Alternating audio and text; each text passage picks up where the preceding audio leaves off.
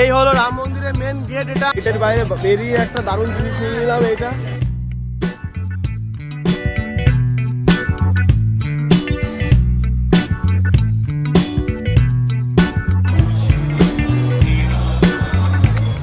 Hello বন্ধুরা, good morning. তোমার সবাইকে ওয়েলকাম জানাই অযোধ্যাতে। আর একটু আগে ঘুম থেকে উঠে রেডি হয়ে গেছি, ঘুমাচ্ছিলাম ওইখানে। আর আজকের সকালটা খুবই সুন্দর, দেখতে পাচ্ছ সূর্যটা ঠিক এখান থেকে উঠেছে, খুবই সুন্দর লাগছে। আর পুরো রেডি হয়ে এসছে। আর আমার কাছে যেহেতু পাঞ্জাবি কিছু নেই, তো সেহেতু আমি জ্যাকেট প্যাকেট পরেছি। তো যাই হোক, আর দেখো চারিদিকে ভিউটা দেখো কত সুন্দর, বিশেষ করে এই দিকটা খুবই সুন্দর লাগছে। আর কিছু ফটোশ্যুটও করলাম, ওটা তোমাদের না হয় দেখিয়ে দেবো। আর আমাদের টিমে যা ছিল সবাই অলরেডি বেরিয়ে গেছে, আমরা এখন বেরোতে পারিনি। লাগেজ কিছু নিইনি, লাগেজ সেরকম ওর কাছে রয়েছে, ঠিক আছে। আর চল তো যাই হোক, আমরা এখন ধীরে ধীরে এগোচ্ছি, এই প্যান্ডেল থেকে বেরোচ্ছি। কারণ এখন আমরা যাচ্ছি রাম মন্দির দর্শনের জন্য। কারণ কালকে এসে শুধু রেস্ট করেছি, ওই কারণে। তো চলো কত তাড়াতাড়ি যেতে পারি দেখি, কারণ রোড জ্যাম থাকে, সেই কারণে অনেক অসুবিধা হয়ে যায়। এখানে প্রচণ্ড রোড জ্যাম থাকে, তো দেখি কতক্ষণে যাওয়া যায়।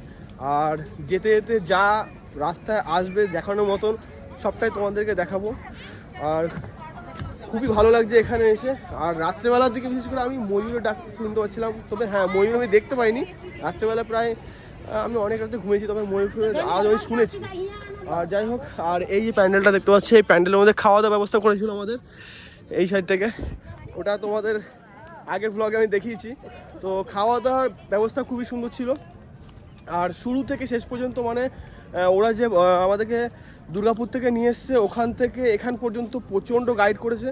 আর তেমনি ভালো ছিল এদের বিহেভিয়ার, তেমনি ভালো ছিল গাইড, খুবই যত্ন করেছে আমাদেরকে, কোনো এতে ত্রুটি রাখেনি। তো ও বলছে খেতে যাওয়ার জন্য, তো কিছু খাবো না।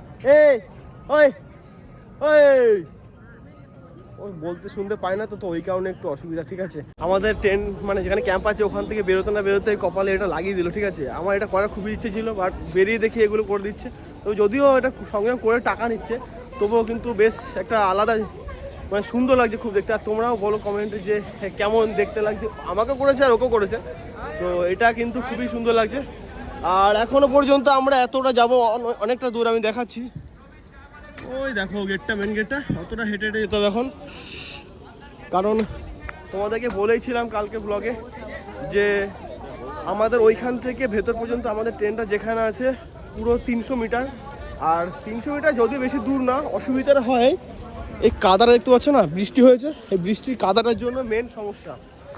তো চলো এরকমভাবে ধীরে ধীরে এগোই, হয়তো সামনে বাস আছে, বাসে করে যাব। আর তোমরা কিন্তু ভিডিওটা স্কিপ করো না, সাথে থেকো, অবশ্যই তোমাদের ভালো লাগবে। আর গেটের বাইরে বেরিয়ে একটা দারুণ জিনিস নিয়ে নিলাম এটা। আর আমি না, ও নিয়েছে, আর সাথে যে জেঠিমা আছে উনিও নিয়েছেন। উনি নিয়েছেন প্রায় 3-4টা নিয়েছেন, আমি একটা নিয়েছি, যেহেতু এটা নিয়ে রাম মন্দির যাবো। তো সেহেতু এটা যদি একটা চিহ্ন যদি গলায় না থাকে ভালো লাগে না দেখতে। আর এই হচ্ছে আমাদের বাস চলে এসছে, এই বাসে করেই যাব। তো দেখতেই পাচ্ছ ভিড় কত আছে। আর যেহেতু এই বাসগুলো ফ্রি আছে, কোনো চার্জ নেই বাসে। হ্যাঁ, দিব্যেন্দুকে, ওই যে আমাদের গাইড করছো। তো প্রচন্ড ভিড় আছে।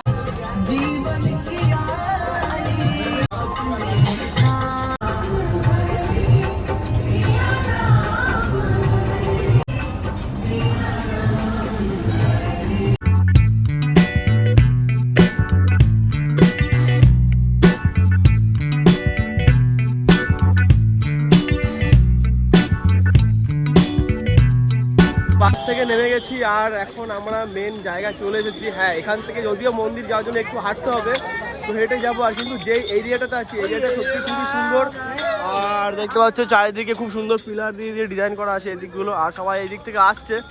তো যাই হোক, চলো এখন আমরা এসেছি স্নান ঘাটে। এটা নদী মনে হচ্ছে, নদী বা ক্যানেল কিছু একটা হবে, তবে এখানে সবাই স্নান করছে। আর এ দেখতে পাচ্ছ এখান থেকে পুরো ওই মাথা পর্যন্ত সবাই স্নান করছে। আর এখান থেকে স্নান করেই তারপরে সবাই মন্দিরে যাবে পুজো দিতে।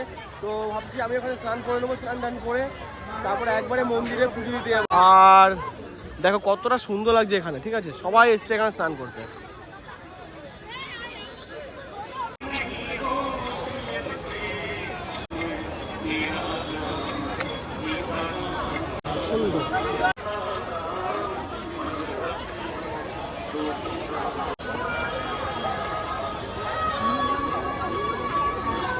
আমরা আছি সারিউ নদীতে, আর এই নদীটাতে সবাই স্নান করে তারপর পুজো দিতে যায়। আমার স্নান করা হয়ে গেছে, আর এটা যে লিখেছে সেই বললো এই নদীটার নাম সারিউ নদী। তো অনেক হিস্ট্রি আছে এই নদীটাতে।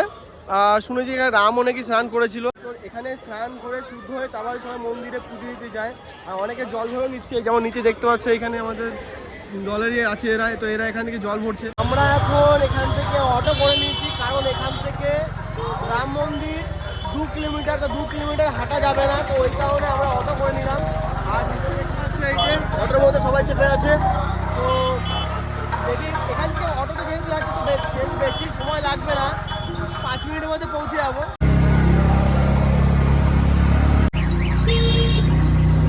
আমরা অটো থেকে নেমে গেছি, আর অটোওয়ালা ঠকিয়ে দিল, মানে আমাদেরকে এখান থেকে মানে যেখান থেকে স্নান করলাম ওখান থেকে 3 কিলোমিটার হয়, 1 কিলোমিটারও ঠিক করে নিয়ে আসেনি, মধ্যখানে নামিয়ে দিল আমাদেরকে। এখনও মনে হয় প্রায় দেড় কিলোমিটার তো এখন হাঁটতেই হবে। আর শ্রী হনুমানগড় ওইখানে দেখতে পাচ্ছ, ওইখানে চলে এসেছি প্রায়। আর জাস্ট এইটুকু, এই যে এইটা হলো শ্রী হনুমানগিরি মন্দির। আমরা প্রথমে ভাবলাম যে এইটা দর্শন করি, কারণ এটা যাওয়ার পথেই পড়ে। দেখতে পাচ্ছ আমরা শ্রী হনুমানগিরি মন্দিরে প্রবেশ করে গেছি, জাস্ট একটুখানি হাঁটবো তাহলেই পৌঁছে যাবো মেন মন্দিরে। আর এখানে দেখতে পাচ্ছি আমাদের দলে সবাই এখানে আছে, চলো ধীরে ধীরে এগোনো যাক। এই মিষ্টির দোকানগুলো যদি দেখতে পাচ্ছ, এগুলো আগে এখানে ছিল না, কারণ রাম মন্দির বানানোর পর থেকে এই রাস্তাটা চওড়া করেছে আর মিষ্টির দোকানগুলো নতুন বানিয়েছে। তো যারা পুজো দিতে যাচ্ছে তারা এখান থেকে মিষ্টি মালা কিনে নিয়ে তাও পুজো দিতে যাচ্ছে। আর এই পুরনো মন্দিরটা দেখছো, এর পাশেই কিন্তু হনুমানগিরি মন্দির। আমরা চলে এসেছি শ্রী হনুমানগিরি মন্দিরে, আর এই দেখতে পাচ্ছ হাতে ফুল আর লাড্ডু নিয়ে নিয়েছি পুজো দেওয়ার জন্য। মেন ব্যাপার হলো জুতোটা রাখবো কোথায়, জুতো রাখার লকার বলছে আছে এখানে, তো দেখি কোথায় লকারটা খুঁজছি, কারণ জুতো পায়ে তো যাওয়া যাবে না। আর এই দেখো মন্দিরটা দেখো কতটা সুন্দর, আমি এটা খবরে দেখেছিলাম টিভিতে, তারপরে এই সামনাসামনি দেখছি। সামনে আছে অনেক বড় সিঁড়ি, কটা ধাপ আছে আমি জানি না, কারণ প্রচণ্ড ভিড়।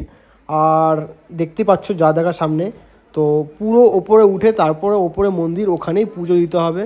তো চলো আর দেরি করবো না, ফটাফট করে ওপরে ওঠা যাক।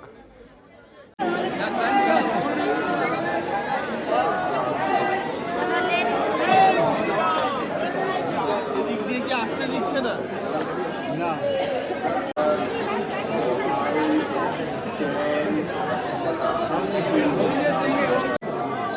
এখানে প্রচন্ড ভিড়, আর লাইন দিয়ে দাঁড়িয়ে আছে দেখতে পাচ্ছি এখানে। আর উপরে শেড করা আছে একটা, অনেক দূর পর্যন্ত লাইনটা আছে, জানি না কত করে ঢুকতে পারবো ভিতরে। জয় শ্রীরাম, জয় শ্রীরাম, জয় শ্রীরাম, জয় শ্রীরাম।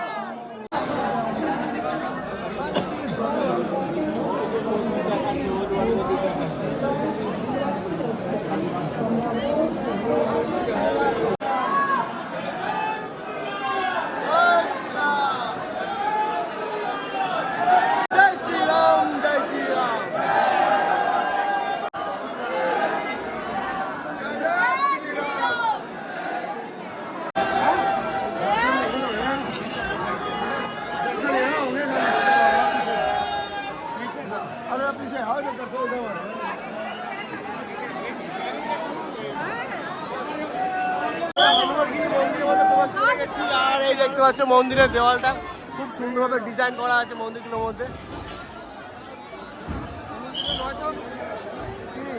এটা হনুমানগিরি মন্দির।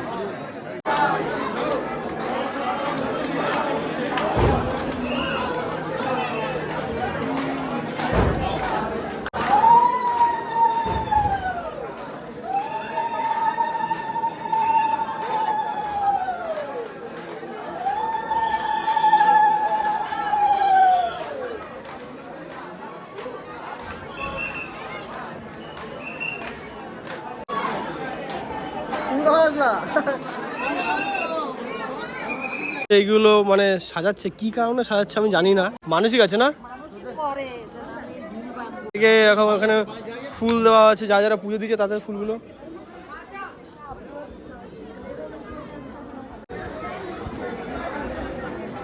চল চল।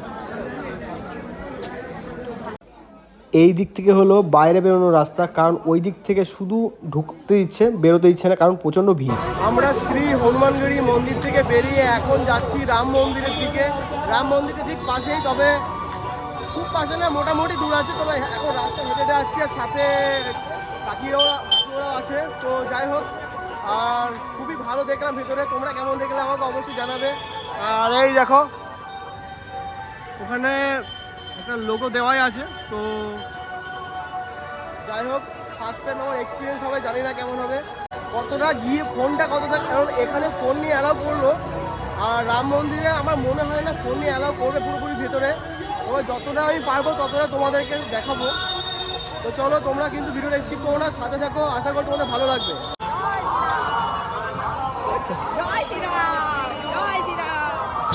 আমরা ফাইনালি রাম মন্দির চলে এসেছি, আর এই হলো রাম মন্দিরের মেন গেট এটা। আর দেখতে পাচ্ছ কতটা ভিড় আছে সামনে, প্রচন্ড ভিড়, এখানে প্রচন্ড ভিড় আছে। আর এই দেখো রাম মন্দিরের গেট, মেন মন্দিরের গেট এটাই। কত দূর যে ফোন নিয়ে ঢুকতে দেবে সেটা আমি জানি না, মনে হয় ফোন নিয়ে নেয়। তবে তোমরা শুধু ভিউটা এনজয় করো।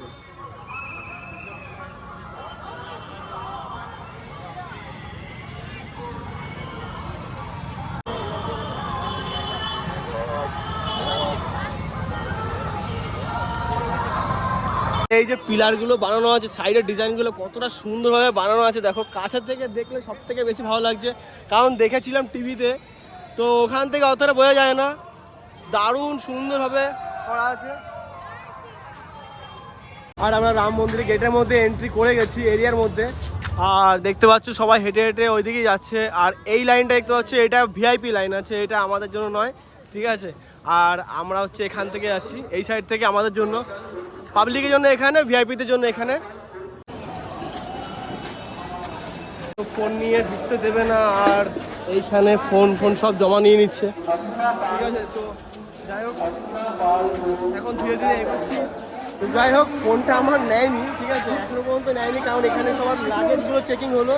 এরপরে দেখতে পাচ্ছ ভেতরে ঢুকে গেছি, এখান থেকে সোজা যাবো রাম মন্দিরের ভেতরে। তো ওই দিকে লকার আছে, ওই লকারের মধ্যে ফোন জমা রাখতে হবে সবাইকেই। আর কি করবো এবার, ব্যাড লাক, ওইটা তো কাউকে দেখাতে পারবো না, যেহেতু ফোন অ্যালাউ নেই। ভেতরটা কত সুন্দর দেখো। আর এইখানে সব লাগেজ চেকিং হচ্ছে। তো এই হলো লকার, আর এখানেই ফোন জমা নিচ্ছে। আর ওইখানে দেখতে পাচ্ছ, ওখানে লেখা আছে ওয়ে টু টেম্পল, ওই দিক থেকে রাম মন্দিরের রাস্তা। তো এখানেই ফোনটা রেখে যেতে হবে লকারের মধ্যে।